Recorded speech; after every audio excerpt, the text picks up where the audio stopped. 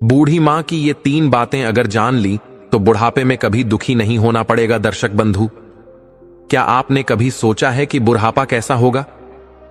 वो समय जब शरीर कमजोर हो जाएगा, आंखों की रोशनी धीरे धीरे धुंधली पड़ने लगेगी और सबसे बड़ी बात, अपने ही लोग जिनके लिए पूरी जिंदगी लगा दी वो दूर होते नजर आएंगे।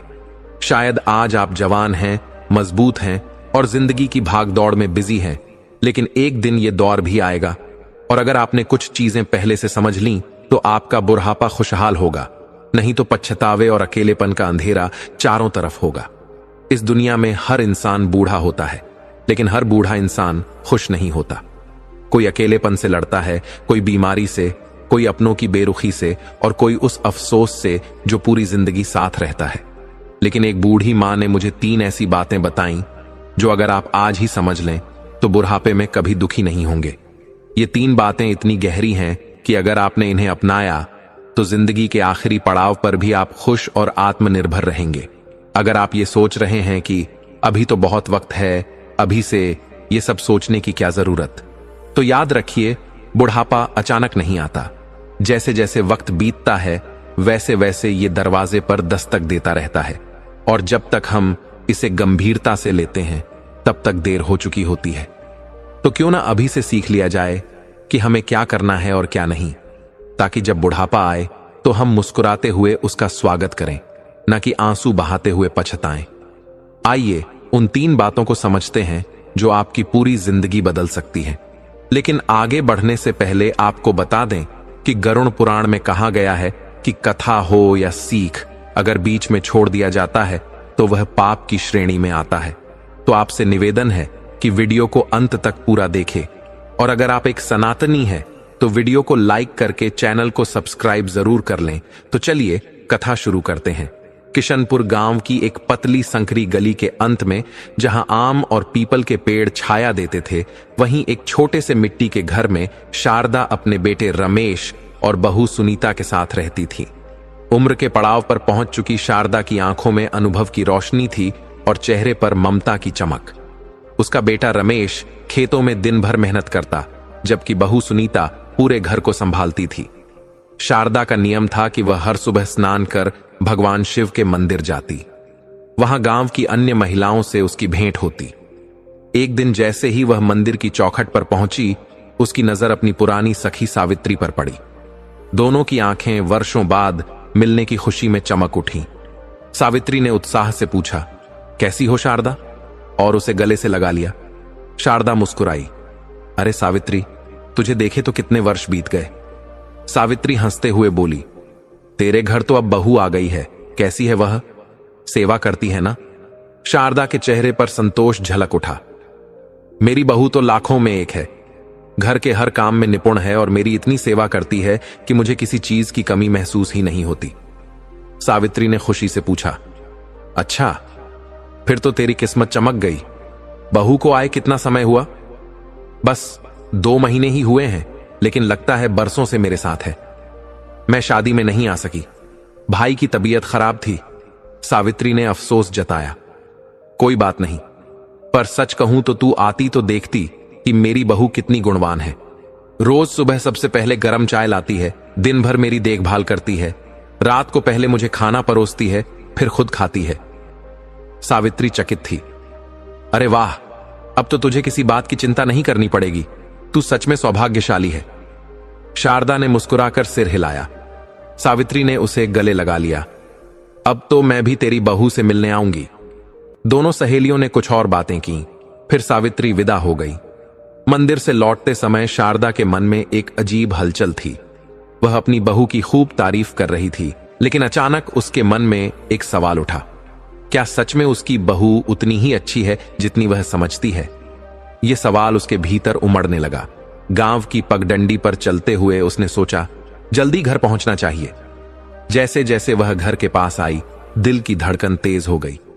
घर में कदम रखते ही बहू सुमन तीखे स्वर में बोली, आ गई महारानी, इतनी देर कहां थी? शारदा को इस रूखे व्यवहार की उम्मीद नहीं थी, फिर भी शांत स्वर में बोली, बेटा, रास्ते में सावित्री मिल गई थी, बातें करते समय का पता ही नहीं चला। सुमन व्यंग्य से हंसी, अच्छा, बाहर जाकर मेरी बुराई कर रही थी। शारदा चौंक गई, उसकी आंखों में दुख भर आया। नहीं बहू, मैंने कुछ नहीं कहा, सुमन ने रूखे स्वर में कहा। बड़ी आई सफाई देने। खैर, जल्दी से खाना खा लो। थकी हुई शारदा चुपचाप खाने बैठ गई। जैसे ही उसने थाली देखी, आंखें फटी रह गईं। बस 2 बासी रोटियां और थोड़ा सा नमक। अरे बहू, ये क्या? ये रोटी तो बासी है, और सब्जी कहां है? सुमन लापरवाही से बोली। सब्जी तो थी, मैंने और तेरे बेटे ने खा ली, कुछ बचा ही नहीं। ये रोटियां कल की हैं, फेंक देती तो बर्बादी होती। तुम्हारा बेटा दिन रात मेहनत करता है, उसे बासी रोटी नहीं दे सकती थी। शारदा की आंखें भर आईं। जिस बहू को वह अपना सौभाग्य मानती थी, आज उसकी असलियत सामने थी। सुमन तंज कसते हुए बोली, मैंने अपने मायके में कभी बासी रोटी नहीं खाई। अगर खाती तो पेट में दर्द हो जाता, इसलिए तुम्हारे लिए रख दी। अब जो है वही खा लो। इतना कहकर सुमन अपने कमरे में चली गई, जैसे कुछ हुआ ही नहीं। शारदा कुछ पल स्तब्ध बैठी रही। उसकी आंखों से आंसू गिर पड़े। वह थाली को देखती रही, लेकिन गले से निवाला नहीं उतर सका। उसका मन भारी हो गया। कभी वह अपनी बहू की तारीफ करते नहीं थकती थी, लेकिन आज वही बहू उसे रूखी बातें और रूखा भोजन परोस रही थी। उसने खाना किनारे रख दिया। नहीं, यह मुझसे नहीं खाया जाएगा। वह सोच ही रही थी कि दरवाजे पर आहट हुई। रमेश खेत से लौट आया था। कपड़े मिट्टी से सने हुए थे, माथे पर पसीने की बूंदें और चेहरे पर मेहनत की थकान थी। मां, खाना खा लिया? उसने मुस्कान के साथ पूछा। शारदा ने जल्दी से अपने आंसू पोंछ लिए और हल्की मुस्कान के साथ कहा, हां बेटा, खा लिया। रमेश खुश होकर बोला, आज सुमन ने बहुत स्वादिष्ट खाना बनाया था, तुम्हारी पसंद की सब्जी भी थी। सच कहूं, उसके हाथ में जादू है। तुम तो बहुत भाग्यशाली हो, इतनी अच्छी बहू मिली है। शारदा का दिल बैठ गया। उसे एहसास हुआ कि रमेश अपनी पत्नी के मोह में इतना डूब चुका है कि घर में क्या हो रहा है उसे कुछ पता ही नहीं। उसकी आंखें फिर से भर आईं, लेकिन उसने आंसू नहीं गिरने दिए। हां बेटा, बहुत स्वादिष्ट था, मेरा मन ही भर गया, उसने भारी दिल से कहा। रमेश मुस्कुराया, लेकिन शारदा के चेहरे की उदासी शायद उससे छुपी नहीं थी। मां, तुम परेशान लग रही हो, कुछ सोच रही हो? शारदा चौंकी। अगर उसने सच कह दिया तो क्या रमेश समझेगा, या वह भी बहू की तरह उसे ही गलत ठहराएगा? उसने गहरी सांस ली और सिर हिलाया। कुछ नहीं बेटा, बस पैरों में दर्द हो रहा है, जरा मालिश का तेल दे देना। रमेश ने चारों ओर नजर दौड़ाई और झुंझलाकर बोला, मां, तेल तो सामने रखा है, तुम इतना भी नहीं कर सकती। मैं अभी खेत से लौटा हूं, बहुत थक गया हूं, सोने जा रहा हूं। इतना कहकर रमेश अपने कमरे में चला गया, बिना यह देखे कि उसकी मां की आंखों में फिर से आंसू छलक आए थे। शारदा घर के एक कोने में बैठी थी। तेल की शीशी पास ही रखी थी, लेकिन अब उसमें अपनी मालिश करने की भी ताकत नहीं बची थी। उसका मन बहुत भारी हो चुका था। कमरा शांत था, लेकिन उसके दिल में हजारों आवाजें गूंज रही थीं। अतीत की, उसके पति की, उसके बीते दिनों की। उसकी थकी हुई आंखें धीरे धीरे छत की ओर उठ गईं। उसने गहरी सांस ली और जैसे किसी अदृश्य शक्ति से बात करने लगी। हे प्रभु, काश तुमने मुझे इतनी शक्ति दी होती कि मैं यह सब सहन कर पाती। उसका मन व्याकुल था। अगर तुम्हें मुझे छोड़कर जाना ही था तो मुझे भी अपने साथ ले जाते, कम से कम यह दिन तो ना देखने पड़ते। उसकी आवाज कांपने लगी। जिस बेटे को मैंने अपने खून पसीने से पाला, वही आज इतना बदल गया है। पत्नी के प्रेम में इतना अंधा हो गया है कि उसे अपनी मां की तकलीफ दिखाई ही नहीं देती। उसकी आंखों से आंसू बहने लगे। उसने कांपते हाथों से अपनी साड़ी के पल्लू से उन्हें पोंछने की कोशिश की, लेकिन दर्द की गहराई इतनी अधिक थी कि आंसू रुकने का नाम ही नहीं ले रहे थे। मैं उससे कुछ भी कहूं तो वह बहू की ही तरफदारी करता है। उसके लिए अब केवल पत्नी की बातें मायने रखती हैं, मां की नहीं। कभी उसने मेरी कोई बात मानी ही नहीं। उसकी आवाज धीमी पड़ गई। उसकी आंखों के सामने बीते दिनों की तस्वीरें तैरने लगीं। जब रमेश छोटा था, जब वह गोद में सिर रखकर सोता था, जब वह बीमार होता था और वह रात भर उसके सिरहाने बैठकर उसके लिए प्रार्थना करती थी। लेकिन वह मासूम बचपन कब का बीत चुका था और उसकी जगह बेरुखी ने ले ली थी। हे प्रभु, मैंने कौन सा पाप किया जो मुझे यह दिन देखने पड़ रहे हैं? उसकी नजर दीवार पर गई, जहां एक धुंधली सी तस्वीर में उसके पति की मुस्कुराती हुई छवि थी। तस्वीर अब भी वैसी ही थी, लेकिन शारदा की दुनिया पूरी तरह बदल चुकी थी। रात गहरी हो चली थी। आकाश में चांद अपनी शीतल चांदनी बिखेर रहा था। घर के अंदर धीमी धीमी आवाजें आ रही थीं। शारदा अपने बिस्तर पर करवटें बदल रही थी, लेकिन नींद उससे कोसों दूर थी। तभी उसने रमेश और सुमन की बातें सुनी। रमेश अपनी पत्नी के पास बैठा था। उसने सुमन की थकी हुई शक्ल देखी तो चिंता से पूछा, क्या हुआ सुमन, बहुत थकी लग रही हो? सुमन ने लंबी सांस ली और शिकायती लहजे में बोली, हां, मेरे पैरों में बहुत दर्द हो रहा है और सिर भी भारी लग रहा है। दिन भर घर के काम करके इतनी थक जाती हूं कि बस पूछो मत। रमेश ने सुमन के सिर पर प्यार से हाथ फेरा और बोला, अरे तुम इतना क्यों चिंता करती हो? मैं हूं ना तुम्हारा ख्याल रखने के लिए। आओ, मैं तुम्हारा सिर और पांव दबा देता हूं। तुम फिक्र मत किया करो, तुम्हें परेशान देखकर मैं भी बेचैन हो जाता हूं। सुमन ने और भी दुख भरे स्वर में कहा, घर का सारा बोझ मेरे ही सिर पर है। मांझी का भी ध्यान रखना पड़ता है, उनके खाने पीने का, उनकी दवाइयों का, और उसके बाद सारा घर संभालना भी मेरा ही काम है। मांझी को बस दिन भर आराम करना आता है, ये नहीं कि कभी मेरा हाथ ही बटा दें। रमेश ने सुमन के पैरों की मालिश करते हुए कहा, अरे छोड़ो ना मां को, वह तो आज है, कल नहीं। उनकी उम्र हो चली है। तुम अपनी सेहत का ध्यान रखो, यही सबसे जरूरी है। दरवाजे के उस पार शारदा यह सब सुन रही थी। उसकी आंखों से आंसू बहने लगे। उसका अपना बेटा, जिसे उसने अपनी गोद में खिलाया था, जिसके लिए उसने अपना पूरा जीवन समर्पित कर दिया था, आज उसी बेटे के मुंह से ये शब्द सुनने को मिल रहे थे। वाह रे मेरे लाल, जब मैंने तुझसे बस तेल लाकर देने को कहा था, तब तू थका हुआ था, सोने जा रहा था, लेकिन अपनी पत्नी के लिए तुझ में इतनी ताकत कहां से आ गई कि तू उसके पैर दबा रहा है? शारदा का मन चीत्कार कर उठा, लेकिन उसने अपनी पीड़ा को अपने ही भीतर समेट लिया। अब शिकायत करने का कोई अर्थ नहीं था। उसका अपना बेटा उसे एक बोझ समझ रहा था, और उसकी बहू, जिसे वह बहू नहीं बल्कि बेटी मान रही थी, वही उसे आराम तलब और बेकार समझ रही थी। वह चुपचाप दीवार के इस पार अपने बिस्तर पर लेटी रही। आंसू उसकी आंखों से बहते रहे, लेकिन उसे चुप कराने वाला कोई नहीं था। कमरे की छत को टकटकी लगाए देखते हुए उसने एक गहरी सांस ली और बुदबुदाई, क्या हर मां का अंत इसी अकेलेपन में होता है? सुबह का सूरज अभी पूरी तरह निकला भी नहीं था कि सुमन अपने कमरे में बैठी शीशे के सामने बाल संवार रही थी। उसके चेहरे पर एक अलग ही चमक थी, मानो किसी नई योजना को अंजाम देने की खुशी हो।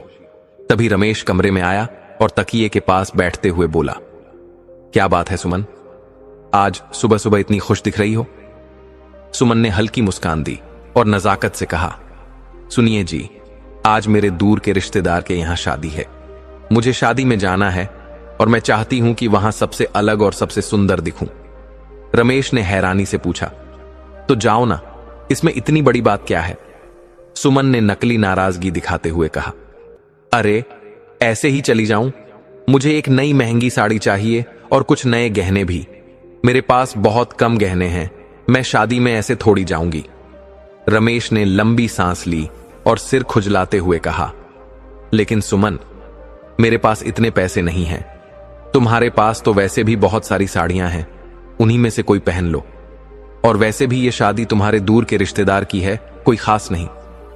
सुमन ने गहरी सांस ली और मायूस चेहरा बनाकर कहा, ठीक है, मत दिलाओ, मैं कोई पुरानी साड़ी पहन लूंगी। लेकिन सोच लो, शादी में इतने लोग होंगे, औरतें बातें बनाएंगी कि देखो रमेश अपनी पत्नी का कितना बुरा हाल किए बैठा है, और अगर मैं नई साड़ी और भारी गहने पहनकर गई तो लोग तुम्हारी ही तारीफ करेंगे कि देखो रमेश अपनी पत्नी को कितने ठाठ से रखता है। रमेश थोड़ी देर चुप रहा, वह असमंजस में था। सुमन ने उसके चेहरे के हाव भाव भांप लिए और धीरे से फुसफुसाई। अब रमेश के पास आकर धीरे से बोली, तुम्हें नहीं पता, लेकिन तुम्हारी मां के पास बहुत पैसे हैं। उन्होंने अलमारी में जरूर कुछ छिपा कर रखा है। वह कभी अपनी अलमारी की चाबी मुझे नहीं देती, इसका मतलब साफ है कि उसमें कुछ न कुछ जरूर रखा होगा। रमेश ने सिर हिलाया, मुझे नहीं लगता मां के पास इतने पैसे होंगे, और अगर होंगे भी तो वह आसानी से नहीं देंगी। सुमन ने आंखें घुमाते हुए कहा, इसलिए तो हमें थोड़ा नाटक करना पड़ेगा। तुम उनसे कहना कि पिछले साल जमींदार से कुछ पैसे उधार लिए थे और अब तक चुका नहीं पाए। जमींदार रोज आकर धमका रहा है, डर और चिंता में वह खुद ही पैसे निकाल कर दे देंगी। रमेश थोड़ा हिचकिचाया, अगर मां ने फिर भी पैसे नहीं दिए तो? सुमन की आंखों में एक खतरनाक चमक आ गई। उसने बेरुखी से कहा, तो फिर हम उन्हें घर से निकाल देंगे। कोई भी मां इतनी कठोर नहीं होती कि अपने बेटे को मुश्किल में देखकर भी पैसे न निकाले। लेकिन अगर उन्होंने फिर भी पैसे नहीं दिए तो इसका मतलब है कि इस घर में रहने का उन्हें कोई अधिकार नहीं। रमेश कुछ पल तक सोचता रहा। उसकी आत्मा जैसे उसे झकझोर रही थी, लेकिन सुमन की बातों में ऐसा जाल बुना हुआ था कि वह उसमें फंसता चला गया।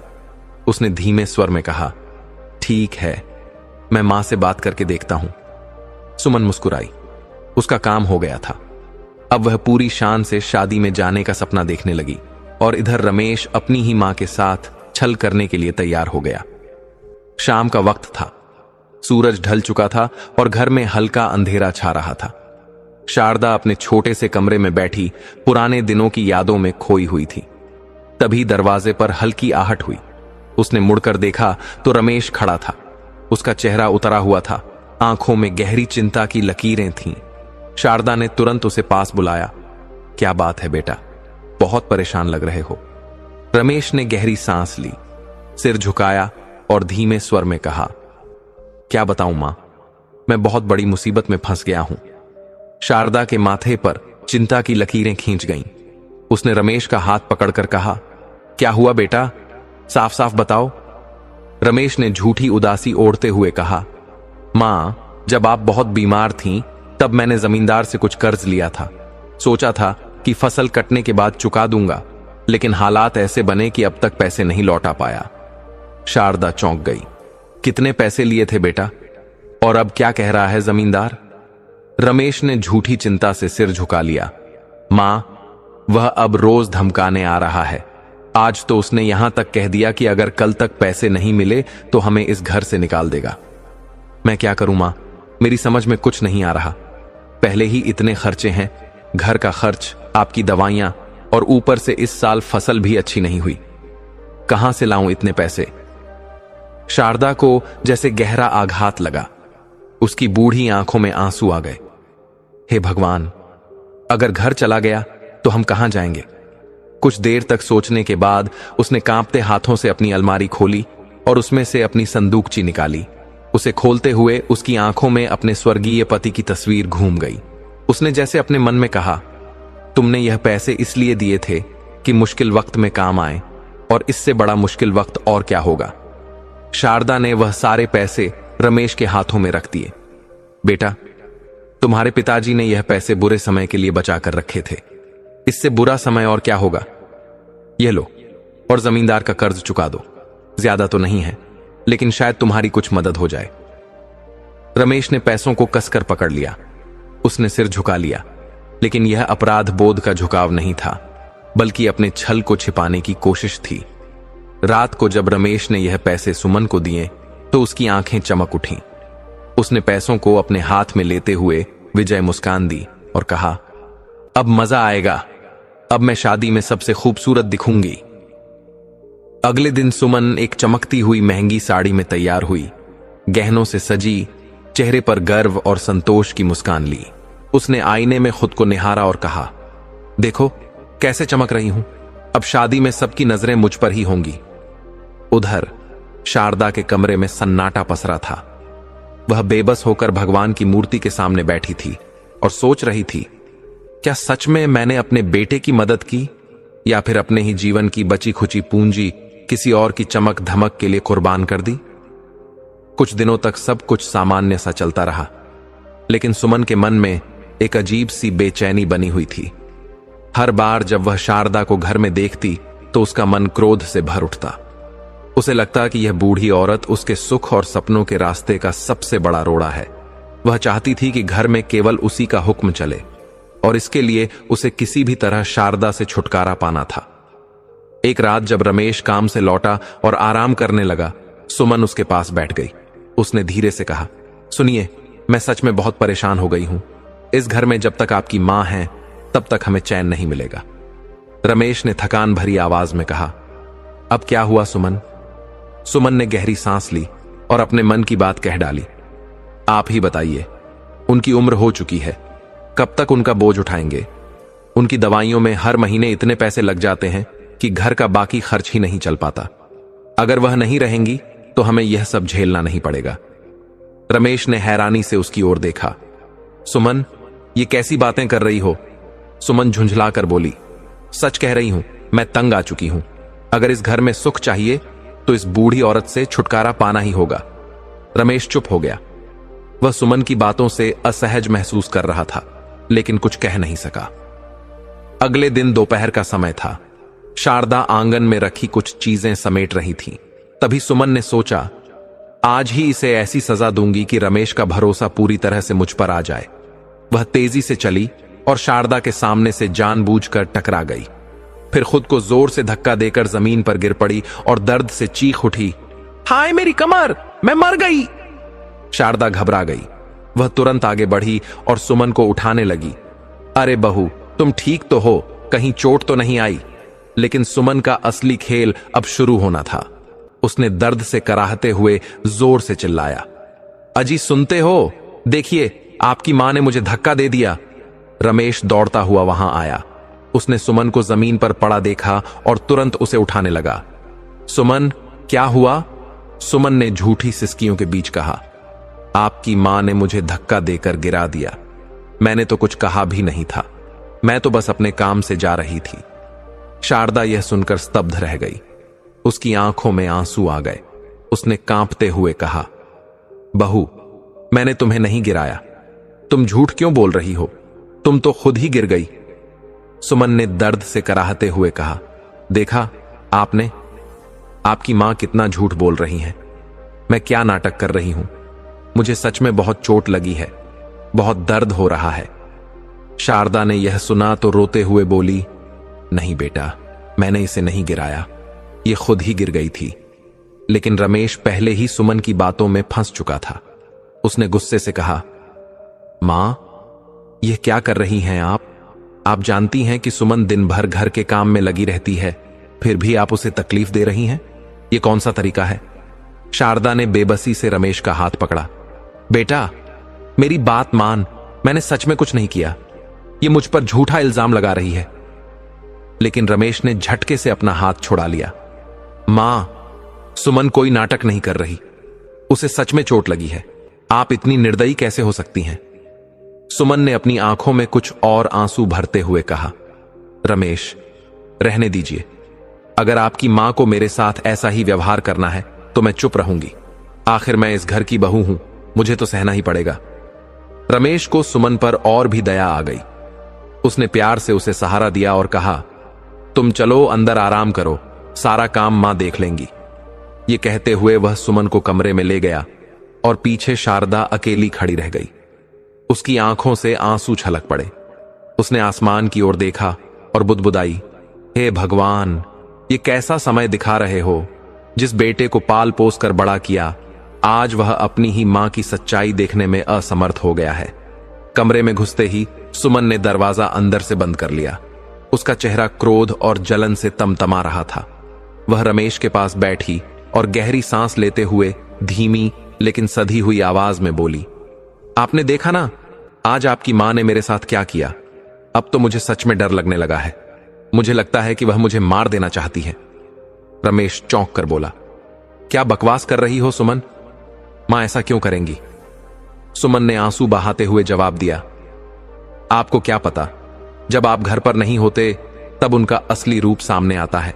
दिन भर मुझे ताने मारती हैं, उल्टा सीधा बोलती हैं, और अब तो हद ही कर दी। अगर आज मेरे सिर पर चोट लग जाती तो सोचिए क्या होता, मैं तो मर ही जाती। रमेश परेशान हो उठा। उसने सुमन का चेहरा गौर से देखा और कहा, सुमन, मरे तुम्हारे दुश्मन, ऐसी बातें मत करो। मां की उम्र हो चली है, तुम्हारी नहीं, और मैं तुम्हें कुछ होने नहीं दूंगा, मैं हूं ना। सुमन ने उसकी आंखों में आंखें डालकर धीरे से कहा, आप तो दिन भर खेत में रहते हैं, आपको क्या पता, अगर किसी दिन उन्होंने सच में मुझे मार डाला तब आप क्या करेंगे? रह लेंगे मेरे बिना? रमेश को सुमन की बातें चुभने लगीं। उसने गहरी सांस लेते हुए कहा, मां ऐसा नहीं कर सकती, तुम गलत सोच रही हो। सुमन ने तुरंत जवाब दिया, आपको कुछ नहीं पता। दिन भर मैं उनके साथ रहती हूं, उनकी हरकतें देखती हूं। आपके सामने वह भोली बनने का नाटक करती है, लेकिन असल में वह मुझसे नफरत करती है। रमेश ने थकान भरी आवाज में कहा, तो फिर क्या करूं? उन्हें वृद्धाश्रम भेज दूं? सुमन ने उपेक्षा से हंसते हुए कहा, हां, ताकि लोग मुझे ही कोसें कि मैंने आते ही अपनी सास को घर से निकाल दिया। नहीं रमेश, हमें कुछ ऐसा करना होगा जिससे वह खुद ही हमेशा के लिए इस घर से चली जाए। रमेश चौंक कर बोला, क्या मतलब? सुमन पास आकर फुसफुसाई, रहेगा बांस ना बजेगी बांसुरी।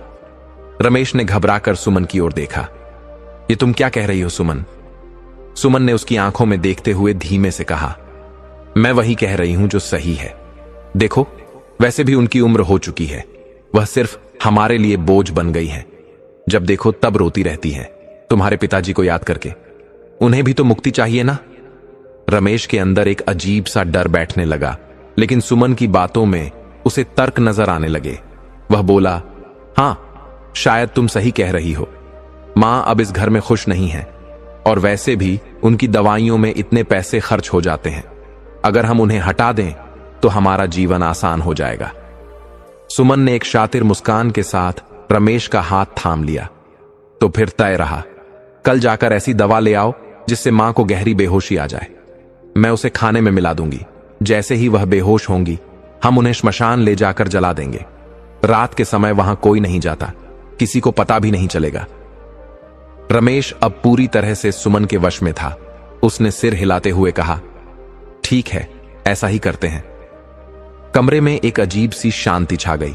बाहर चांद की हल्की रोशनी घर के आंगन में पड़ रही थी, लेकिन इस कमरे में अंधेरे की साजिशें पक रही थीं। शारदा को इस बात की जरा भी खबर नहीं थी कि जिन हाथों को उसने पाल पोस कर बड़ा किया, वही अब उसे इस दुनिया से मिटाने की तैयारी कर रहे थे। संध्या का समय था। घर में एक अजीब सी शांति पसरी हुई थी, मगर सुमन के चेहरे पर एक अजीब सी खुशी थी। आज की रात उसके लिए खास थी। आज उसके जीवन से शारदा हमेशा के लिए चली जाने वाली थी। रसोई से घी, मसालों और तली हुई पूरियों की खुशबू आ रही थी। सुमन ने खुद अपने हाथों से शारदा की पसंदीदा सब्जी और गर्मागर्म पूरी बनाई। थाली में प्रेम से सजाकर वह शारदा के पास आई और मीठी मुस्कान के साथ बोली, लीजिए मां जी, आज आपके लिए आपकी मनपसंद सब्जी बनाई है। मैंने सोचा आज आपको स्वादिष्ट खाना खिलाऊं। शारदा चौंक गई। आज तक जो बहू मुझे सूखी रोटी और बासी खाना देती थी, वह आज इतने प्यार से मेरा पसंदीदा भोजन परोस रही है। उसका मन शंका से भर उठा। उसे महसूस हुआ कि कुछ तो गड़बड़ है, मगर करे भी तो क्या? अगर वह आज खाना नहीं खाएगी तो कब तक भूखी रह पाएगी? उसने मन ही मन भोलेनाथ को याद किया, हे भोलेनाथ, मैंने सदा आपकी भक्ति की है। यदि मेरी भक्ति सच्ची है तो इस विष से भी आप मुझे बचा लेंगे, और यदि मेरी जीवन लीला समाप्त करने की आपकी ही इच्छा है तो मैं उसे भी सहर्ष स्वीकार कर लूंगी। यह सोचकर शारदा ने धीरे धीरे खाना खाना शुरू किया। सुमन और रमेश उसे गौर से देख रहे थे। सुमन के चेहरे पर एक संतोष भरी मुस्कान थी। बस कुछ ही देर और फिर यह बुढ़िया हमेशा के लिए चली जाएगी। कुछ देर बाद शारदा का सिर चकराने लगा। उसकी आंखें भारी होने लगीं। उसने उठने की कोशिश की, लेकिन शरीर ने साथ देना बंद कर दिया। उसके हाथ कांपने लगे और कुछ ही पलों में वह बेहोश होकर जमीन पर गिर पड़ी। सुमन ने रमेश की ओर देखा और खुशी से कहा, काम हो गया। रात का सन्नाटा घना हो चुका था। चांद की हल्की रोशनी आंगन में बिखरी थी। रमेश ने बिना समय गंवाए शारदा के शरीर को एक पुरानी बोरी में बांध दिया और उसे कंधे पर उठाकर तेजी से घर से बाहर निकल गया। रास्ते में दूर दूर तक कोई नहीं था। सिर्फ कुत्तों के भौंकने की आवाजें थीं और चारों ओर एक भयावह शांति फैली थी। श्मशान पहुंचकर रमेश ने चारों ओर नजर दौड़ाई। वहां कोई नहीं था। रात के इस पहर यहां कौन आता, उसने सोचा। जल्दी से लकड़ियों का एक ढेर तैयार किया और शारदा को उस पर लिटा दिया। उसकी सांसें तेज चल रही थीं, मगर उसके चेहरे पर कोई पछतावा नहीं था। जैसे ही वह जेब से माचिस निकालने लगा, उसे याद आया कि वह तो माचिस लाना ही भूल गया। अरे, माचिस तो मैं घर पर ही छोड़ आया। उसका दिल जोर से धड़कने लगा। अगर जल्दी आग नहीं लगाई और मां को होश आ गया तो? नहीं, यह नहीं हो सकता। मुझे तुरंत माचिस लेकर आना होगा। यह सोचकर रमेश तेजी से घर की ओर भागा। रमेश जल्दबाजी में घर के लिए निकला था, माचिस लाने के लिए। उसके कदम तेज थे और मन में सिर्फ एक ही विचार, इस काम को जल्दी से जल्दी खत्म कर देना है। घर पहुंचते ही सुमन ने अधीरता से पूछा, इतनी जल्दी वापस आ गए? काम हो गया? रमेश हड़बड़ाकर बोला, मैं माचिस लाना भूल गया। जल्दी से माचिस दो, कहीं उसे होश ना आ जाए। सुमन ने माचिस लाकर रमेश को दे दिया और मुस्कुराते हुए बोली, चिंता मत करो, सब कुछ वैसे ही होगा जैसा हमने सोचा था। श्मशान में इस बीच शारदा को होश आ चुका था। आंखें खोलते ही उसने देखा कि कैसे उसके अपने बेटे और बहू ने उसे जलाकर मारने की योजना बनाई थी। उसका दिल टुकड़े टुकड़े हो गया। जिस बेटे को उसने अपने खून पसीने से पाला, जिसके हर सुख दुख में वह साथ खड़ी रही, वही आज उसकी जान का दुश्मन बन चुका था। उसकी आंखों से आंसू छलक पड़े, मगर उसने खुद को संभाला। अब भागने का कोई फायदा नहीं। मुझे मरने से डर नहीं लगता, लेकिन मैं इस सच्चाई को अपनी आंखों से देखना चाहती हूं, जो इतने वर्षों तक मेरी ममता की वजह से मुझे दिखाई नहीं दी थी। वह धीरे से एक पेड़ के पीछे छिप गई। रमेश माचिस लेकर जब वापस आया, तब अंधेरे में उसे कुछ दिखाई नहीं दिया। उसने लकड़ियों के ढेर को माचिस दिखाई और आग की लपटें उठने लगीं। यह सोचकर कि उसकी मां अब इस दुनिया में नहीं रही, उसने संतोष भरी सांस ली और वहां से चला गया। घर पहुंचते ही सुमन ने बेसब्री से पूछा, सब काम हो गया ना? रमेश ने मुस्कुराते हुए कहा, हां, बिल्कुल हो गया। ऐसा कभी हो सकता है कि तुमने कुछ कहा हो और मैंने ना किया हो? मैं तुम्हारे लिए कुछ भी कर सकता हूं। अब तो तुम खुश हो ना?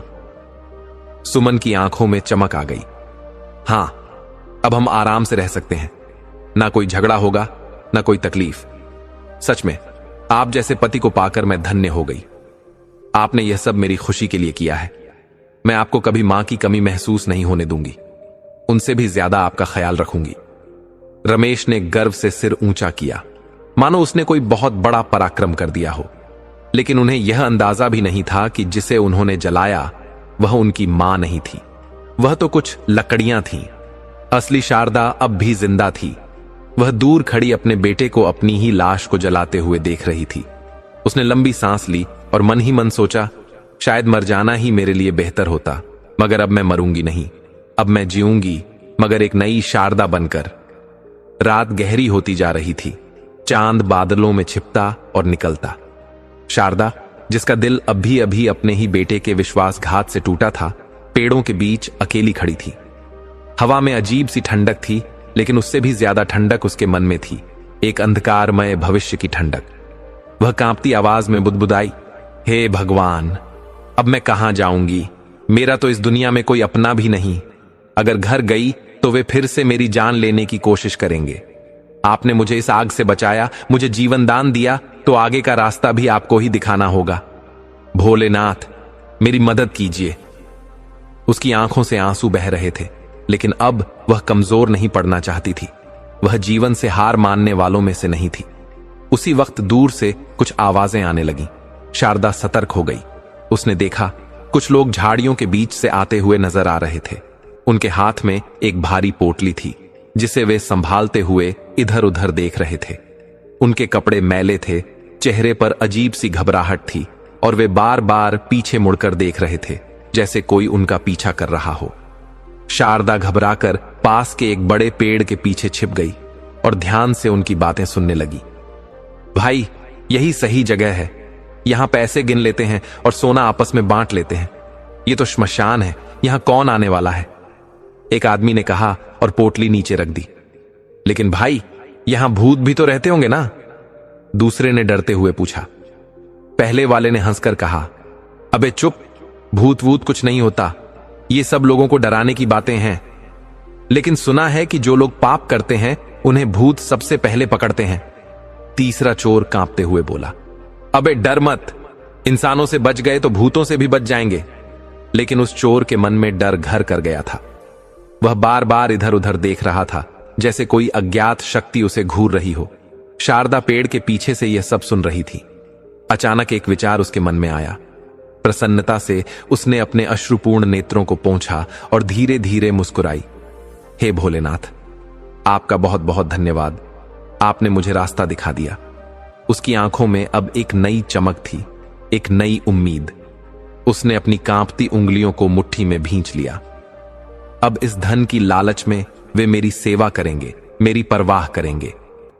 शारदा ने अपनी पीड़ा को ताकत में बदलने का निर्णय ले लिया। उसने उन चोरों को भगाने के लिए एक चालाक योजना बनाई।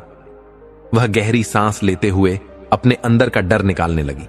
फिर अचानक पेड़ के पीछे से डरावनी आवाजें निकालने लगी। एक दर्द भरी चीख जो श्मशान की नीरवता में गूंज उठी। कौन आया है मेरी शांति भंग करने? चोरों के शरीर में एक ठंडी सिहरन दौड़ गई। उनमें से एक घबराकर बोला, भाई, यह आवाज कहां से आई? दूसरा चोर डरते हुए बोला, यह तो भूतों की आवाज लग रही है। मैंने सुना था कि श्मशान में आत्माएं भटकती हैं। तीसरा कांपते हुए बोला, भागो भाई, हमें यहां से तुरंत निकलना चाहिए। वे तीनों डर के मारे अपनी पोटली वहीं छोड़कर भागने लगे, लेकिन तभी उनमें से एक ठिठक गया, अरे हमारा सामान, हम तो अपना सोना चांदी छोड़कर भाग आए। दूसरा गुस्से में बोला, सामान को भूल, अपनी जान की सोच। वैसे भी सोना तो और चुरा लेंगे, लेकिन जान चली गई तो क्या करेंगे? तीसरा हकलाकर बोला, भूल गए, हम कहां हैं? यह श्मशान है, यहां भूत रहते हैं। तभी अंधेरे में पेड़ के पीछे से एक काली छाया धीरे धीरे बाहर निकली। चोरों ने देखा, सफेद कपड़ों में लिपटी, बिखरे बालों वाली एक बूढ़ी औरत उनकी ओर बढ़ रही थी। उसकी आंखें गहरी और अंधेरी लग रही थीं, जैसे वह मृत्यु के घाट से लौट कर आई हो। कौन हो तुम? एक चोर हकलाया। शारदा ने अपनी आवाज को और डरावना बनाते हुए कहा, तुमने मेरी शांति भंग कर दी, अब तुम यहां से जिंदा नहीं जा पाओगे। चोरों का खून जम गया।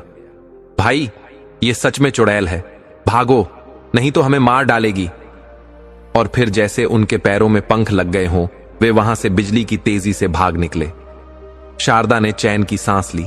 वह धीरे धीरे चोरों की छोड़ी हुई पोटली के पास गई और उसे उठा लिया। उसने पोटली को कसकर पकड़ते हुए सोचा, अब मुझे आज रात यहीं रुकना पड़ेगा। श्मशान से ज्यादा सुरक्षित जगह मेरे लिए इस वक्त और कोई नहीं। अगर मैं अभी यहां से गई तो शायद वे चोर रास्ते में कहीं मिल जाएं और यह धन मुझसे छीन लें। वह एक पुराने पत्थर के चबूतरे पर बैठ गई, आसमान की ओर देखा और बुदबुदाई, भोलेनाथ, आपने मुझे एक नई राह दिखाई। अब मैं कमजोर नहीं पड़ूंगी। कल सुबह होते ही मैं अपने घर वापस जाऊंगी, लेकिन इस बार एक बदली हुई शारदा के रूप में। दूर कहीं मंदिर की घंटी बजी, मानो भगवान ने उसकी बात सुन ली हो। सुबह का सूरज क्षितिज पर धीरे धीरे ऊपर उठ रहा था। रात के अंधेरे के बाद एक नई सुबह दस्तक दे रही थी। ठंडी हवा हल्के हल्के बह रही थी, लेकिन शारदा के दिल में एक अजीब सी तपिश थी, धोखे के दर्द की, बदले की नहीं, बल्कि खुद को साबित करने की।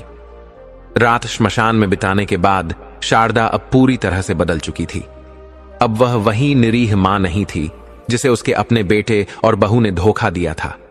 अब वह एक नई शक्ति के साथ अपने ही घर लौट रही थी, यह देखने के लिए कि उसकी इस वापसी का असर उन पर क्या होगा। वह अपनी पोटली को कसकर पकड़े घर के दरवाजे तक पहुंची, एक गहरी सांस ली और दरवाजे पर दस्तक दी। अंदर से एक खींच भरी आवाज आई, इतनी सुबह सुबह कौन आ गया? रुको, मैं देखता हूं। दरवाजा खुलते ही जैसे ही रमेश ने सामने देखा, उसके चेहरे का रंग उड़ गया। उसके पैरों तले जमीन खिसक गई। उसकी आंखें फटी की फटी रह गईं और उसका गला सूख गया। मां, उसके मुंह से मुश्किल से निकला। वह हक्का बक्का खड़ा रह गया, मानो कोई भूत देख लिया हो। शारदा की आंखों में एक अलग ही तेज था। उसने एक तीखी हंसी के साथ कहा, क्यों रे नालायक, क्या हुआ? तेरी बोलती क्यों बंद हो गई? नहीं सोचा था कि मैं तुझे दोबारा इस हाल में देखने आऊंगी, है ना? तुझे जरा भी शर्म नहीं आई अपनी मां को जिंदा जलाने की कोशिश करते हुए? रमेश की आंखों में डर और पछतावा साफ झलक रहा था। वह लड़खड़ाते हुए बोला, मां, मुझे माफ कर दीजिए। मैंने यह सब सुमन के कहने पर किया था। मेरा सच में आपको मारने का कोई इरादा नहीं था। शारदा ने दर्द भरी हंसी हंसते हुए कहा, वाह रे मेरा बेटा, अपनी करनी का दोष भी किसी और पर डाल रहा है। ऐसा बेटा होने से अच्छा था कि भगवान मुझे संतान ही ना देते। इसी बीच सुमन भी वहां आ गई। उसकी नजर शारदा की पोटली पर पड़ी और तभी कुछ सोने के सिक्के नीचे गिर पड़े। सिक्कों की झलक पाते ही सुमन की आंखें चमक उठीं, लेकिन उसने खुद को संभाल लिया और तुरंत स्थिति को भांप लिया। यह बच कैसे गई और इसके पास इतना सोना कहां से आया? उसने मन ही मन सोचा। सुमन का लालची दिमाग तेजी से काम करने लगा। उसे समझ आ गया कि यह पोटली यूं ही खाली नहीं होगी, बल्कि इसके अंदर और भी बहुत सारा धन होगा। लेकिन अगर वह सीधा इस पर दावा करती तो शारदा उस पर भरोसा नहीं करती। उसे चालाकी से खेलना था। उसने तुरंत चेहरे पर पछतावे और मासूमियत का भाव लाया और तेजी से शारदा के पैरों में गिर गई। मां जी, मुझे माफ कर दीजिए। मुझसे बहुत बड़ी गलती हो गई। मैं गुस्से में अंधी हो गई थी। मैंने जो किया वह अपराध नहीं बल्कि पाप था। कृपा कर मुझे माफ कर दीजिए। रमेश भी तुरंत उसके साथ गिड़गिड़ाने लगा। मां, हमें अपनी गलती का एहसास हो गया है। आपके जाने के बाद हमें रात भर नींद नहीं आई। हम बहुत पछता रहे थे। हमारी मति मारी गई थी जो हमने ऐसा किया। सुमन ने अपनी आवाज में और नाटक भरते हुए कहा, आपको देखकर हमारे दिल को कितनी शांति मिली है मां जी। हमें हमारी गलती सुधारने का एक मौका दीजिए। हम आपका प्रायश्चित करना चाहते हैं। कृपा करके हमें माफ कर दीजिए। शारदा ने बिना कुछ कहे गहरी नजरों से उन दोनों को देखा। उसकी आंखों में अब दर्द नहीं था बल्कि अनुभव की चमक थी। बिना कुछ बोले उसने अपनी पोटली उठाई और अंदर चली गई। रमेश और सुमन एक दूसरे को देखकर मुस्कुराए। इस पोटली में कितना सोना होगा? सुमन के मन में बस यही सवाल था। शाम ढलने को थी। घर में एक अजीब सा सन्नाटा पसरा हुआ था। शारदा अंदर अपने कमरे में बैठी थी, जबकि बाहर बरामदे में रमेश और सुमन के बीच एक गंभीर चर्चा चल रही थी। सुमन अधीरता से इधर उधर टहल रही थी। उसकी आंखों में चिंता और लालच का मिश्रण साफ झलक रहा था। उसने झुंझलाते हुए कहा, यह बच कैसे गई? आपने उसे जलाया कैसे था? क्या सच में आग लगाई भी थी या सिर्फ दिखावा किया? रमेश गुस्से में फुसफुसाया, मैंने लकड़ियों में आग तो सही से लगाई थी, फिर यह बच कैसे गई और यह कैसे वापस आ गई? सुमन को अब असली डर सताने लगा। उसने रमेश का हाथ कसकर पकड़ लिया और बोली, कहीं मां ने गांव में किसी को बता दिया तो? अगर किसी को पता चल गया कि हमने उन्हें मारने की कोशिश की थी तो हमारा क्या होगा? रमेश ने घबराते हुए इधर उधर देखा और धीरे से कहा, मुझे नहीं लगता मां ने किसी को कुछ बताया होगा। अगर बताना होता तो वह गांव वालों को साथ लेकर आती, यूं अकेले नहीं आती। सुमन की आंखों में शंका गहरी हो गई। तुम सही कह रहे हो, लेकिन कुछ तो गड़बड़ है। जब मां वापस आई तो उनके पास वह पोटली थी और उसमें से सोने के सिक्के गिरे थे। रमेश चौंक कर बोला, क्या? सोने के सिक्के? ये कैसे हो सकता है? मां के पास इतना धन कहां से आया? सुमन ने एक गहरी सांस ली और चालाकी से मुस्कुराई। यही तो सोचने वाली बात है। इसका मतलब पोटली में और भी धन होगा। मां की यह चुप्पी हमें एक बड़े राज्य की ओर इशारा कर रही है। रमेश को अब सुमन की बातों में दिलचस्पी आने लगी। तुम कहना क्या चाहती हो? सुमन धीरे धीरे रमेश के करीब आई और फुसफुसाई, हमें मां से वह पोटली निकलवानी होगी, लेकिन हम जानते हैं कि उन्होंने हमें माफ नहीं किया है। उनके दिल में अभी भी हमारे लिए अविश्वास है, इसलिए वह हमें यूं ही कुछ नहीं देने वाली। रमेश ने सहमति में सिर हिलाया। तुम सही कह रही हो, लेकिन हम उनसे वह धन कैसे निकलवाएंगे? सुमन ने एक कुटिल मुस्कान के साथ कहा, इसके लिए हमें मां के प्रति अपने व्यवहार को पूरी तरह बदलना होगा। हमें उन्हें यह विश्वास दिलाना होगा कि हमें अपनी गलती का एहसास हो गया है। रमेश ने उत्सुकता से पूछा, पर यह होगा कैसे? सुमन ने आंखें चमकाते हुए कहा, अब मैं मां की सबसे लाडली बहू बनूंगी। मैं उनकी इतनी सेवा करूंगी, इतनी देखभाल करूंगी कि वह हमारे पुराने किए हुए पापों को भूल जाएं। मैं उन्हें अच्छे अच्छे पकवान बनाकर खिलाऊंगी, उनकी जरूरतों का ध्यान रखूंगी और उनका दिल जीतने की कोशिश करूंगी। रमेश ने सुमन की योजना को सराहते हुए कहा, तुम बिल्कुल सही कह रही हो। मां को खुश करना तुम्हारा काम है। उन्हें हर पल यह महसूस कराना होगा कि अब हम बदल गए हैं। सुमन ने सिर हिलाया, मुझे पता है मुझे क्या करना है। मां को यह विश्वास दिलाना होगा कि अब हम वही पुराने और आज्ञाकारी बेटे बहू हैं, और जैसे ही हम उनका भरोसा जीत लेंगे, हमें पता चल जाएगा कि वह पोटली कहां से आई और उसमें कितना धन है। रमेश अब पूरी तरह सुमन की योजना से सहमत था। दोनों ने एक दूसरे की तरफ देखा और हल्की मुस्कान के साथ सिर हिलाया। अगली सुबह घर के वातावरण में एक अजीब सा बदलाव महसूस हो रहा था। जो सुमन कभी शारदा को आंखें दिखाया करती थी, आज वह उनके आगे पीछे घूम रही थी। मां जी, मैंने गर्मा गर्म खाना लगा दिया है, आइए खा लीजिए, सुमन ने मीठी मुस्कान के साथ कहा। आपका मनपसंद खाना बनाया है, अब से रोज वही बनेगा जो आपको पसंद हो। शारदा ने अपनी थकी हुई आंखों से सुमन को देखा। उसकी आवाज में अब भी वही तीखापन था। उस दिन की तरह इसमें भी कहीं जहर तो नहीं मिला दिया। सुमन के चेहरे का रंग हल्का पड़ गया, लेकिन उसने तुरंत खुद को संभालते हुए भावुक स्वर में कहा, नहीं मां जी, उस दिन की गलती के लिए मैं बहुत शर्मिंदा हूं। लगता है आपने मुझे अब तक माफ नहीं किया। मुझ पर भरोसा कीजिए मां जी, मैंने सच में कुछ नहीं मिलाया। शारदा ने हल्की हंसी के साथ कहा, भरोसा और तुझ पर? बिल्कुल नहीं, पहले तू खा, तभी मैं खाऊंगी, और हां, मेरी थाली में से ही खाना।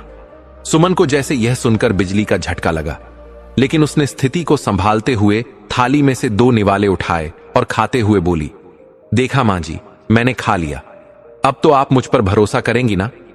शारदा ने बिना कोई जवाब दिए थाली की ओर हाथ बढ़ाया और खाना खाने लगी। उसकी आंखें सुमन पर ही टिकी थीं, जैसे उसकी हर हरकत को परख रही हो। शाम ढल चुकी थी। घर के आंगन में हल्की ठंडक थी। रमेश काम से लौटा और दरवाजे के अंदर आते ही शारदा की ओर बढ़ा। कैसी हो मां? उसने बनावटी चिंता दिखाते हुए पूछा। आराम कर रही हो ना? तबीयत तो ठीक है? शारदा ने हल्की हंसी के साथ कहा, भोलेनाथ की कृपा से एकदम स्वस्थ हूं बेटे, कोई जरूरत नहीं मुझे किसी की मदद की। रमेश थोड़ा सकपका गया, लेकिन उसने हिम्मत जुटाकर कहा, मां, तुम्हारे घुटनों में दर्द तो नहीं हो रहा? कहो तो मैं मालिश कर दूं? शारदा ने उसकी आंखों में सीधे झांका। यह वही बेटा था जो कल ही उसे मौत के मुंह में धकेलने को तैयार था और आज उसकी सेहत की चिंता कर रहा था। कोई जरूरत नहीं बेटे, उसने सपाट स्वर में कहा, जा तू जाकर खाना खा ले। रमेश ने सुमन की ओर देखा। सुमन, मां ने खाना खा लिया? सुमन ने तुरंत जवाब दिया, हां, मां कब का खा चुकी हैं, आप भी खाना खा लीजिए। रमेश ने सिर हिलाया और गंभीर स्वर में कहा, और हां सुमन, मां को हमेशा सबसे पहले खाना देना, उन्हें दवाई भी खानी होती है।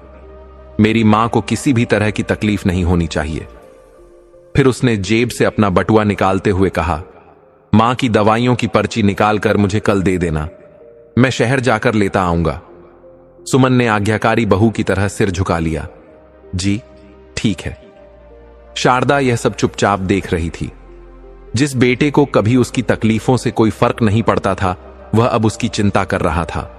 जो बहू उसे घर से निकालने पर आमादा थी, वह आज उसकी सेवा में जुटी थी। उसे पता था कि यह सब सिर्फ एक दिखावा है, एक नया नाटक जो एक बड़े स्वार्थ से प्रेरित था। रात का सन्नाटा घर में गहरा चुका था। हल्की चांदनी आंगन में बिखरी थी। शारदा अपने कमरे में बैठी थी। तभी दरवाजे पर हल्की दस्तक हुई। वह जानती थी कौन होगा। दरवाजे पर वही सुमन खड़ी थी जिसने कल ही उसे मरने के लिए छोड़ दिया था। मां जी, एक बात पूछूं? सुमन ने मीठी आवाज में कहा। आपकी जो पोटली है उसमें क्या है? शारदा ने सुमन को ध्यान से देखा।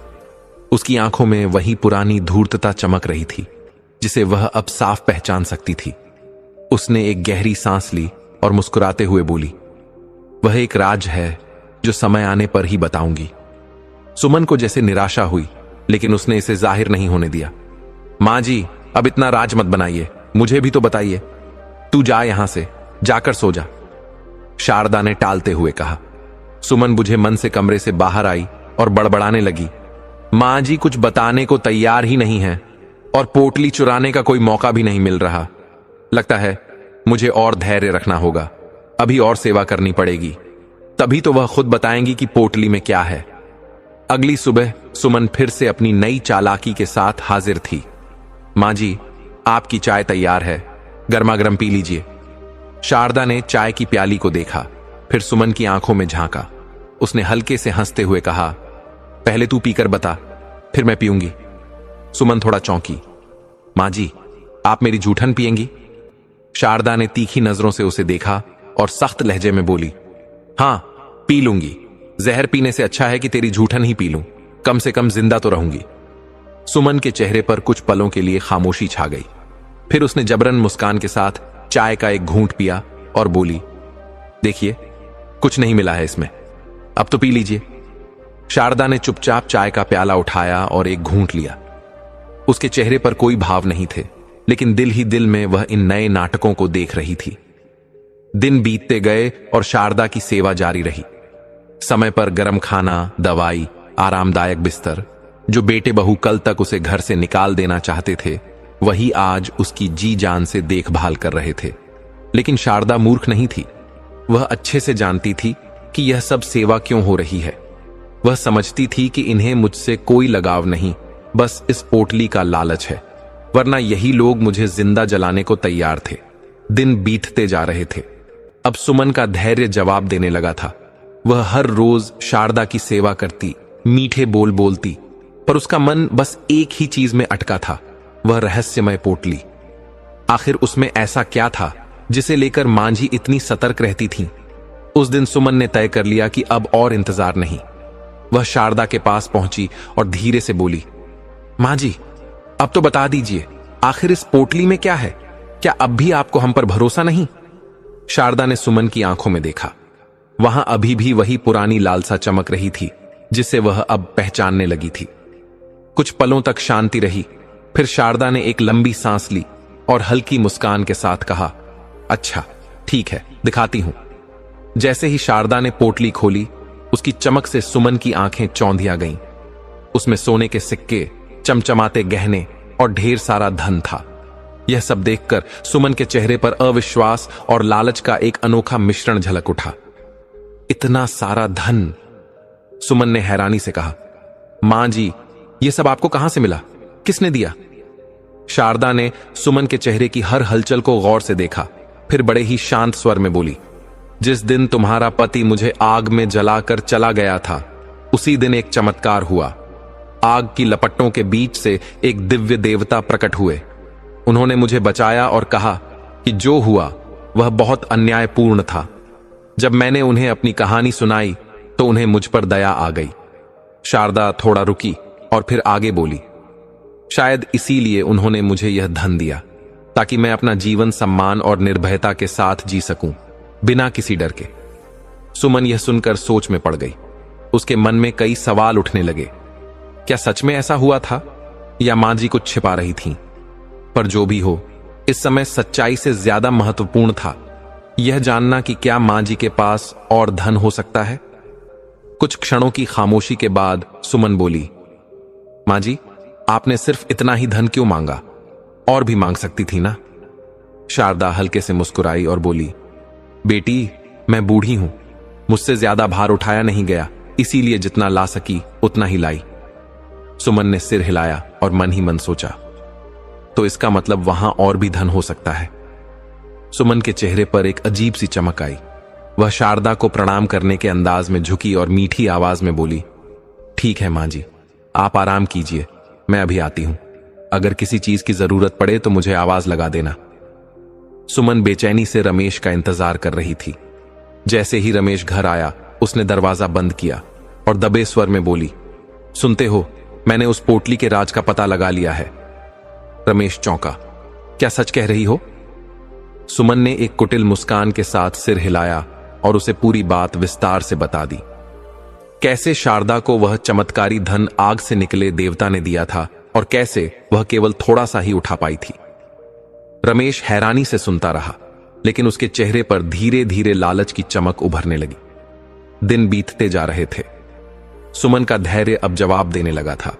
वह हर रोज शारदा की सेवा करती, मीठे बोल बोलती, लेकिन उसका मन बस एक ही चीज में अटका था, वह रहस्यमय पोटली। आखिर उसमें ऐसा क्या था जिसे लेकर मांझी इतनी सतर्क रहती थी? उसने अपनी आंखें चमकाते हुए कहा, मांझी तो नासमझ निकली, जो सिर्फ इतना सा धन लेकर लौटी, लेकिन हम उनकी तरह मूर्ख नहीं हैं। मेरे पास एक बेहतरीन तरकीब है जिससे हम भी उस देवता से धन ले सकते हैं। रमेश उत्सुकता से बोला, कैसी तरकीब? सुमन उसके करीब आकर धीरे से बोली, आज रात तुम मुझे उसी चिता पर लिटाकर आग लगा देना, जैसे मांझी के साथ किया था। जब वह दिव्य शक्ति प्रकट होगी तो मैं उससे बहुत सारा धन मांग लूंगी। फिर जैसे ही धन मिल जाएगा मैं वापस आ जाऊंगी। रमेश थोड़ा घबराया, पर यह बहुत खतरनाक है। अगर सच में कुछ गलत हो गया तो? सुमन हंस पड़ी। अरे तुम बेवजह डर रहे हो। अगर मांझी को वह शक्ति बचा सकती थी तो मुझे भी जरूर बचा लेगी। रमेश सोच में पड़ गया, लेकिन फिर सुमन की अगली बात सुनकर उसकी शंकाएं भी खत्म हो गईं। सुमन ने गहरी सांस ली और धीमे स्वर में कहा, सोचो, जब मेरे पास ढेर सारा धन होगा तो तुम्हें खेतों में खटने की जरूरत नहीं पड़ेगी। हमें किसी के सामने हाथ फैलाने की जरूरत नहीं होगी। और सबसे बड़ी बात, इस बूढ़ी औरत की सेवा से भी मुक्ति मिल जाएगी। एक बार हम अमीर हो गए तो इसे हमेशा के लिए रास्ते से हटा देंगे। रमेश की आंखों में भी अब लालच झलकने लगा। उसने सुमन की बात पर सहमति में सिर हिलाया। हां, तुम सही कह रही हो, लेकिन मैं भी तुम्हारे साथ रुकूंगा। तुम्हें अकेला वहां छोड़ना ठीक नहीं लगेगा। सुमन ने उसकी ओर गंभीरता से देखा और बोली, नहीं, मांझी वहां अकेली थीं, इसलिए वह शक्ति आई। अगर तुम्हें वहां देखकर देवता को शक हो गया तो सारा धरा बेकार चला जाएगा। मुझे अकेले ही जाना होगा। और हां, मांझी को इस बारे में कुछ भी पता नहीं चलना चाहिए। रमेश ने हामी भरते हुए कहा, ठीक है, मैं उन्हें कुछ नहीं बताऊंगा। सुमन मन ही मन खुश हुई। उसकी कुटिल मुस्कान उभर आई। उन्हें जब तक सब समझ आएगा तब तक हम अमीर बन चुके होंगे। रात का सन्नाटा था। चारों ओर अंधेरा पसरा हुआ था और बीच में जलती चिता की लपटें आकाश की ओर उठ रही थीं। रमेश ने अपनी पत्नी सुमन को चिता पर लिटाकर अपने कांपते हाथों से अग्नि दे दी थी, ठीक वैसे ही जैसे उसने अपनी मां शारदा के साथ किया था। सुमन की आंखों में डर था, लेकिन लालच ने उसके भय को दबा दिया था। बस कुछ ही देर की बात है, उसने खुद को समझाया। जैसे ही देवता प्रकट होंगे मैं उनसे अपार धन मांग लूंगी और फिर सुख संपत्ति में जीवन बिताऊंगी। रमेश ने आखिरी बार जलती लकड़ियों की ओर देखा और भारी मन से वहां से लौट आया। उसे विश्वास था कि सुबह होते ही सुमन ढेर सारा धन लेकर वापस आ जाएगी। लेकिन सुबह की पहली किरण घर की दहलीज पर फैल चुकी थी, पर सुमन का कोई अता पता नहीं था। समय बीतता गया और रमेश की बेचैनी बढ़ने लगी। इतनी देर क्यों हो गई? उसका दिल जोर जोर से धड़कने लगा। कहीं कुछ अनहोनी तो नहीं हो गई? तभी शारदा ने चिंतित स्वर में पूछा, बहू कहां है? इतनी सुबह सुबह तू यूं परेशान क्यों लग रहा है? रमेश का गला सूख गया। उसने कांपते हुए कहा, मां, एक बात बताओ, जिस रात तुम्हें श्मशान में जलाने की कोशिश की थी, तुम इस समय तक घर आ गई थी ना? शारदा को कुछ अजीब लगा। हां, मैं तो आ गई थी, लेकिन तू यह सब क्यों पूछ रहा है? और बहू कहां है? रमेश सिर झुकाकर बोला, मां, सुमन भी कल रात श्मशान गई थी। क्या? शारदा स्तब्ध रह गई। पर क्यों? रमेश की आंखों में पछतावे की लकीरें उभर आईं। वह हकलाते हुए बोला, उसे पोटली का रहस्य पता चल गया था मां। उसने कहा था कि तुम्हें आग में से देवता ने बचाया और धन दिया। उसी लालच में उसने भी खुद को अग्नि के हवाले कर दिया, यह सोचकर कि वह तुमसे भी अधिक धन मांगकर लौटेगी। मैंने उसे भी अग्नि दी और घर चला आया। शारदा के हाथ से पानी का लोटा छूटकर जमीन पर गिर पड़ा। उसकी आंखों में गहरा दुख उतर आया। हे भगवान, ये तुमने क्या कर दिया, पागल लड़के? क्या तुझे इतनी भी अक्ल नहीं थी कि यह सिर्फ मेरे कर्मों का फल था, कोई चमत्कार नहीं? रमेश ने कांपते स्वर में कहा, पर मां, तुम तो बच गई थीं, तो सुमन भी बच सकती है ना? शारदा की आंखों में आंसू छलक आए। उसने भारी स्वर में कहा, रमेश, मैं बची थी क्योंकि मैंने कभी किसी का बुरा नहीं चाहा। मेरे भोलेनाथ ने मेरे कर्मों को देखा और मेरी रक्षा की। लेकिन सुमन, उसने क्या किया? लालच, कपट, षड्यंत्र और हत्या की योजना। क्या कोई देवता ऐसे व्यक्ति की रक्षा करेगा? नहीं बेटा, यह तेरे ही कर्मों की सजा है। फिर शारदा ने श्मशान में घटी उस दिन की सारी घटना रमेश को बताई कि वह पोटली वास्तव में उसे कैसे मिली थी। रमेश का पूरा शरीर कांपने लगा। उसने सिर पकड़ लिया और जमीन पर घुटनों के बल बैठकर जोर जोर से रोने लगा। उसकी आंखों के आगे अंधेरा छा गया था। उसे अपनी गलती का एहसास हो चुका था। लेकिन अब कुछ भी बदल नहीं सकता था। सुमन लालच की आग में जलकर राख बन चुकी थी। वह कभी लौट कर नहीं आएगी। श्मशान में अब कोई देवता भी नहीं आएगा। बस लपटों के बीच उसकी कुटिल हंसी की गूंज बाकी रह जाएगी।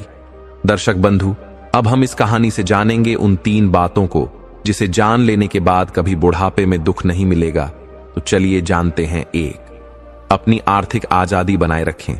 जिंदगी भर परिवार के लिए मेहनत करना अच्छा है, लेकिन खुद के लिए भी कुछ बचाकर रखना बेहद जरूरी है। बुढ़ापे में किसी और पर निर्भर रहना आपको तकलीफ देगा, इसलिए अपनी आर्थिक सुरक्षा पहले से तय करें। 2, रिश्तों में आत्मसम्मान बनाए रखें। प्यार और समर्पण जरूरी है, लेकिन आत्मसम्मान से समझौता कभी न करें।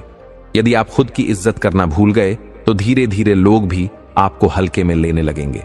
अपने आत्मसम्मान को हमेशा बनाए रखें, चाहे उम्र कितनी भी हो। 3, अपना अकेलापन खुद दूर करना सीखें। बुढ़ापे में अकेलापन सबसे बड़ा दर्द बन सकता है, इसलिए अभी से खुद को मानसिक रूप से मजबूत बनाएं, अपने शौक विकसित करें और ऐसी जिंदगी जिएं जिसमें दूसरों की जरूरत कम से कम पड़े। जब आप खुद को खुश रखना सीख लेंगे, तब बुढ़ापा भी खूबसूरत लगेगा। तो दोस्त, ये 3 बातें अगर आपने अभी से समझ लीं, तो बुढ़ापा आपके लिए एक बोझ नहीं, बल्कि सुकून भरा सफर बन जाएगा। जिंदगी का हर पड़ाव खूबसूरत हो सकता है, बस हमें इसे सही नजरिए से जीना आना चाहिए। अगर ये बातें आपके दिल को छू गईं, तो इसे सिर्फ सुनकर मत छोड़िए, बल्कि अपनी जिंदगी में अपनाइए।